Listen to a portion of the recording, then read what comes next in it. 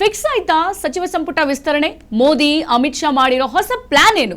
ರಾಷ್ಟ್ರಪತಿ ದ್ರೌಪದಿ ಮುರ್ಮು ಭೇಟಿಯಾಗಿದ್ದಾರೆ ಪ್ರಧಾನಿ ಮೋದಿ. ರಾಷ್ಟ್ರಪತಿ ಜೊತೆ ಕೇಂದ್ರ ಸಂಪುಟ ವಿಸ್ತರಣೆ ಬಗ್ಗೆ ಚರ್ಚೆ ನಡೀತಾ ಇದೆ. ಈ ಕುರಿತಂತೆ ಅಪ್ಡೇಟ್ ಸಿಗ್ತಾ ಇದೆ.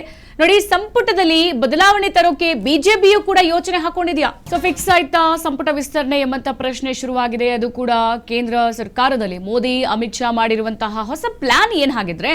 ರಾಷ್ಟ್ರಪತಿ ದ್ರೌಪದಿ ಮುರ್ಮು ಅವರನ್ನ ಭೇಟಿಯಾಗಿದ್ದಾರೆ ಪ್ರಧಾನಿ ಮೋದಿ. ರಾಷ್ಟ್ರಪತಿ ಜೊತೆಗೆ ಕೇಂದ್ರ ಸಚಿವ ಸಂಪುಟ ವಿಸ್ತರಣೆ ಬಗ್ಗೆಯೂ ಕೂಡ ಈಗ ಚರ್ಚೆಗಳು ನಡೀತಾ ಇದೆ.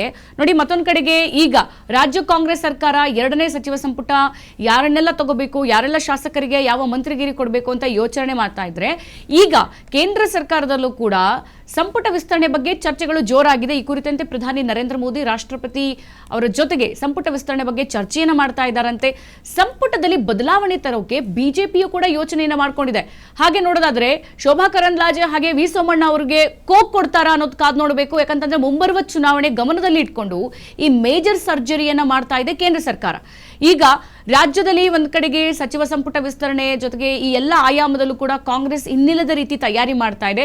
ಕಾಂಗ್ರೆಸ್ ಕೂಡ ಶತಾಯಗತಾಯ 2028ಕ್ಕೆ ಮತ್ತೆ ನಾವು ಅಧಿಕಾರಕ್ಕೆ ಬರಬೇಕು, ಅಧಿಕಾರದ ಗದ್ದುಗೆ ಇರಬೇಕು ಅಂತ ಹೇಳಿ ಪ್ಲಾನ್ ಅನ್ನ ಮಾಡ್ಕೊಳ್ತಾ ಇದ್ರೆ, ಈ ಕಡೆಗೆ ಕೇಂದ್ರ ಸರ್ಕಾರವೂ ಕೂಡ ಬಹಳ ದೊಡ್ಡ ನಿಟ್ಟಿನಲ್ಲಿ ಸಂಪುಟ ವಿಸ್ತರಣೆ ಬಗ್ಗೆ ಯೋಚನೆ ಮಾಡ್ತಾ ಇದೆ. ಈ ಕುರಿತಂತೆ ರಾಷ್ಟ್ರಪತಿ ದ್ರೌಪದಿ ಮುರ್ಮು ಅವರನ್ನು ಕೂಡ ಅಮಿತ್ ಶಾ ಹಾಗೆ ನರೇಂದ್ರ ಮೋದಿ ಇಬ್ರು ಕೂಡ ಭೇಟಿಯಾಗಿದ್ದಾರೆ.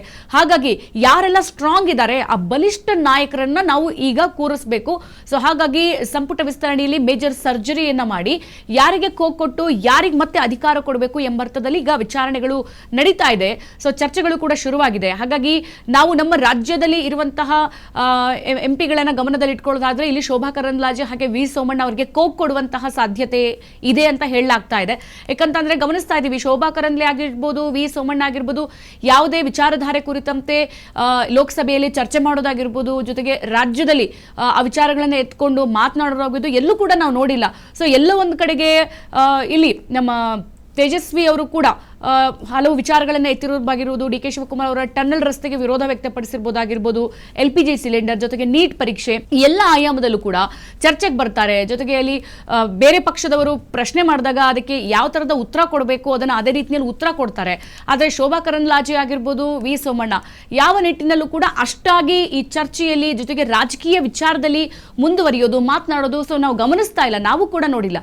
ಹಾಗಾಗಿ ಸದ್ಯ ಕೇಂದ್ರ ಸರ್ಕಾರ ಕೂಡ ಒಂದಷ್ಟು ಸರ್ಜರಿಯನ್ನ ಮಾಡೋಣ, ಸೊ ಯಾವ ಬಲಿಷ್ಠ ನಾಯಕರನ್ನ ಹಾಕಿದ್ರೆ 2028ರ ಚುನಾವಣೆ ನಮಗೆ ಬಹಳ ಈಸಿ ಆಗುತ್ತೆ, ಯಾವ ಕ್ಯಾಂಡಿಡೇಟ್ ಇಂದ ನಮಗೆ ಬಹಳ ಈಸಿಯಾಗಿ ನಮಗೆ ಗೆಲುವು ಸಿಗುತ್ತೆ, ಈ ಎಲ್ಲ ಆಯಾಮದಲ್ಲೂ ಕೂಡ ಈ ಕಡೆಗೆ ಬಿಜೆಪಿಯು ಕೂಡ ಸಂಪುಟ ವಿಸ್ತರಣೆಯಲ್ಲಿ ಮತ್ತೊಂದು ಮೇಜರ್ ಸರ್ಜರಿ ಮಾಡ್ತಿದೆ. ಸೊ ಹಾಗಾಗಿ ಇಲ್ಲಿ ಶೋಭಾ ಕರಂದ್ಲಾಜೆ ಹಾಗೆ ವಿ ಸೋಮಣ್ಣ ಅವರಿಗೆ ಕೋಕ್ ಕೊಡಬಹುದು ಕೇಂದ್ರ ಸರ್ಕಾರ ಅನ್ನುವಂಥದ್ದು ಬಹಳ ಸ್ಪಷ್ಟವಾಗಿ ಕಾಣ್ತಾ ಇದೆ.